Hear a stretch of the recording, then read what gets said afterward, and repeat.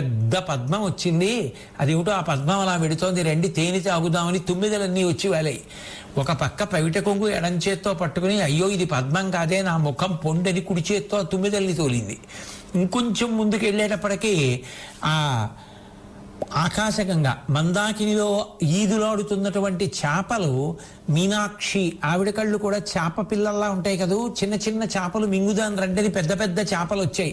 అయ్యో ఇవి చేపలు కావే, నా కళ్ళు వక్త్రలక్ష్మీ పరివాహ చలన్మీనాభలోచన, పొండి పొండని ఆవిడ ఆ చేపల్ని తోసేసింది. ఇంకొంచెం ముందుకెళ్ళింది. ఇంకొంచెం ముందుకెళ్ళేటప్పటికీ ఆవిడ యొక్క కింది పెరివిని చూసి దొండపండు అనుకుని కొరుకుదాని రండని చెప్పి చిలకలు వచ్చాయి. అయ్యయ్యో ఇది దొండపండు కాదు, నా పెరివి పొండని చిలకల్ని తోలేసింది. ఇంకొంచెం ముందుకు వెళ్ళేటప్పటికీ ఆవిడ శరీరం మెరుపు తీగలా ఉంటుంది కాబట్టి అందులో నారాయణమూర్తితో వెడుతున్నప్పుడు నీలతో యథ మధ్యస్థ విద్యుల్లేకే భువస్వర, నల్ల మబ్బు మీద మెరుపు